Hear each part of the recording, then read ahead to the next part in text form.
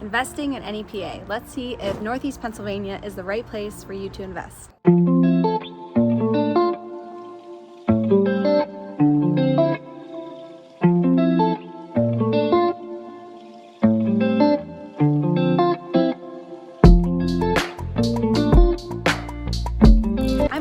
And thanks so much for coming by the Living in NEPA channel, where we talk about what it's like to live, move, and invest here in Northeast Pennsylvania. We are also a team of realtors and would love a chance to win your business, so feel free to give us a call, text, or email at any time. The phone number and email are right there on the screen. Whether you're a seasoned investor looking to expand your portfolio or you're a first-time home buyer looking to get your feet wet in the investing world, Northeast Pennsylvania is really a great place to invest. So Pennsylvania's stable economy, affordability, growing population, and also being surrounded by a lot of college towns makes it a really popular area to invest in the first place. And the rental market in Pennsylvania is seeing a very strong demand from tenants, so it also makes it very attractive from the tenant side as well. So let's get into some tips on how to invest in Northeast Pennsylvania. The first tip when it comes to this area about investing is that it is really a common investment location. You typically will have a lot of multifamilies here. There are specific areas and streets that only have residential homes as well. But this area, especially in Luzerne and Lackawanna County, we're very saturated in the rental market.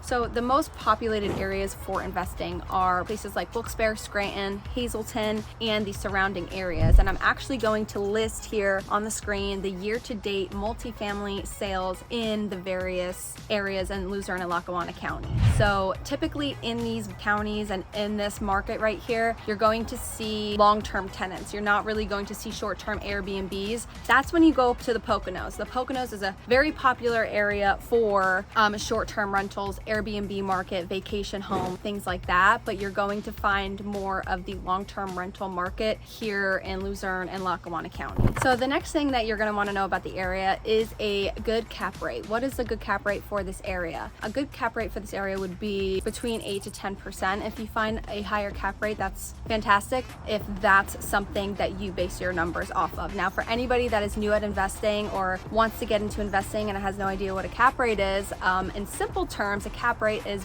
found by dividing the net income that you're making on a property or could make on a property by the purchase price it's listed at or the purchase price that you would buy it for. That's very simple terms. A lot more goes into it, but the biggest thing that we're going to talk about next is to define those investing goals for you so that us as real estate agents, we can help you navigate the market and figure out, what properties are going to work best for you. All right, so the biggest thing, and it should probably be the very first thing that you do as an investor, is defining your goals for yourself and your business and also for us realtors so that we can help you navigate the market and not waste your time sending you houses that you already know are not going to make sense for what you're looking for, right? So getting in tune with your goals is super important as an investor. And if you don't know where to start, you can definitely just ask. You can ask us how the market is, what you would like to achieve. It doesn't have to be super detailed. It can be basic, and then we could take it from there and kind of help you find those properties that you're looking for. When it comes to investing also and defining your goals, there's a ton to choose from. So you have your single families, you have your fix and flips, you have your fixing them up and renting them out as a single family. You have your 2 units up to whatever. So your multifamily, your doubles, your duplexes, triplexes,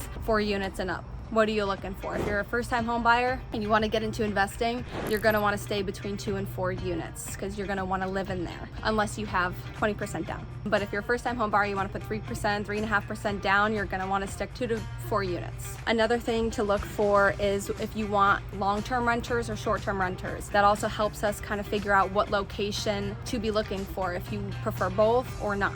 Right? Like I said in my last point, the short-term rentals you're really gonna find up in the Poconos, and that's kind of where they're gonna stay. There's not a lot of long-term renters in the Poconos. Also, are you looking for something that you can add value to? Or do you just want a turnkey property? Do you not want to put in any work? You just want something like pretty much turnkey. You don't really want to have to fix anything. You just want to put tenants in it. Which that leads into, do you want it to be occupied by tenants or do you want to put your own tenants in there? If there are currently tenants in in there and you take it on as a property, you do have to honor their lease if they have one until the end of their lease, and then you can decide what you want to do moving forward. So that means honoring the rent that they're paying as well. There's also a ton of colleges around the area, so you could get into student housing if you like, or there are commercial properties out there where they'll have storefronts and apartments on top, or just strictly office spaces and storefronts that you can get into if that's kind of your jam. There's so much to choose from and a lot to think about, so if you're having trouble trying to figure out like where you want to go, definitely reach out because we can help you in a more specific, detailed way. The next thing to make sure that you know is about your financing. What type of financing are you going to be doing? Are you going to pay cash for it, or are you going to go the financing route and get a loan for it? So that's the first thing that, besides defining your goals, you want to make sure you have your ducks in a row with.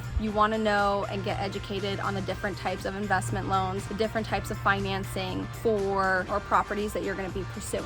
There are tons and tons of investment loans. Definitely do your research and just shop around and reach out to people, get educated. You could also reach out to us because, you know, we do a lot of investment buying and selling on both sides. So we do understand what type of loans are and can recommend you and direct you in a way for that. But you also want to make sure you know your cash to close, right? A lot of investors, especially newer investors, don't really understand how much money you really have to have and bring out of pocket between your closing costs and your down payment, if you have an inspection done, order an appraisal, and if you need to put some money into the property after closing. All those numbers add up. So you want to make sure that going into it, before you go under contract for a property, that you already are comfortable with that number. Another thing for anybody that's looking to sell a property, or eventually when you're going to sell a property, you could do something called a 1031 exchange. A lot of you might know what it is, some of you may not. In simple terms, a 1031 exchange is when you're rolling over your money into a like property, right? So you want to avoid paying capital gains, which could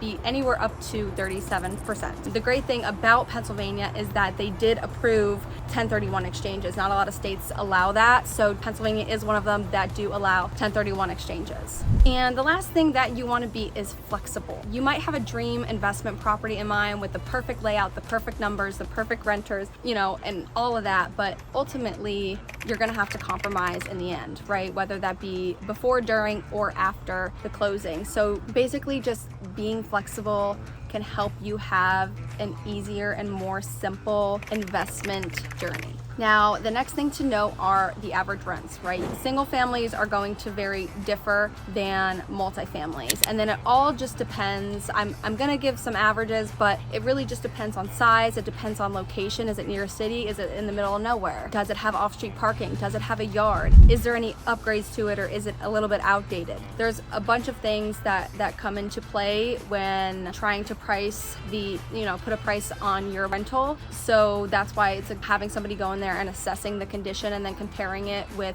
like apartments and properties could definitely help you. So if you're gonna go the single family route, say you have a typical 3-bed, 1-bath, a yard with off-street parking, those are more valuable when it comes to a higher price point in the rental market. It's probably gonna be more valuable for you to sell it to a first-time home buyer than just keep it as a rental. Now, it really just depends also on what price you're gonna be renting it out for and what price you bought it for and how much you put into it, right? It all depends on that. So in terms of rental price, a single family could be anywhere from $1,300 to $1,800. Like I said in the beginning, it really just depends on the size, location, square footage, amenities that it has, and more. But that's probably gonna be a good sweet spot for where you're gonna find a single family rental at. Now, when it comes to multifamilies and doubles, duplexes, and apartment units, right? Those could probably add up a little bit quicker and help you profit faster.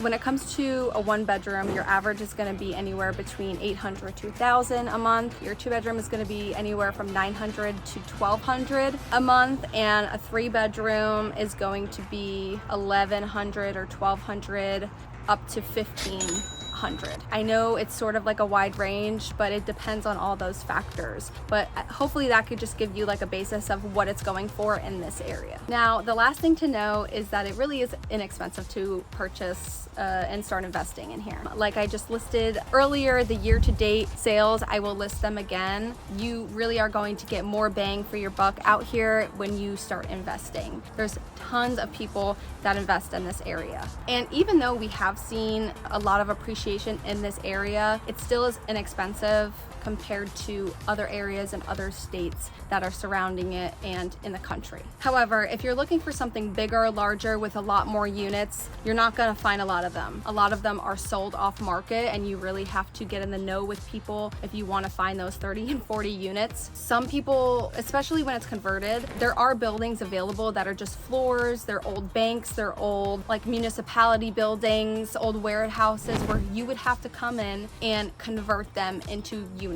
That's where you're going to get the larger units when you hit 10 plus units. You're probably going to be sticking anywhere from 2 to like 9 units. However, as a first-time home buyer, it's really beneficial for you to get in the groove with investing. If you go in there and you get anywhere from 2 to 4 units, get a FHA or conventional loan, live in one unit, rent out the others, and you're covering your mortgage, making a profit at the same time, and now looking for your next investment. So all in all, it's a super great area to start investing and to continue investing. We have seasonal investors that still continue to invest in this area, and first-time home buyers that want just a 2-unit where they can live in one side, rent out the other, and it could help compensate for their mortgage. Investing in NEPA is a big part of this channel and a big part of your searches online, and we would love a chance to answer any questions that you have on any of the topics that I've talked about here in this video, or any that end up coming up that I haven't mentioned. There are probably a lot more when it comes to investing, but I just kind of wanted to keep it simple, give you a layout and an outline of what it's like to invest and how to get started in this area. So if you have any questions or you are looking to start your investment journey here, feel free to give me a call, text, or email at any time. Phone number and email are right there on the screen. I'll see you later.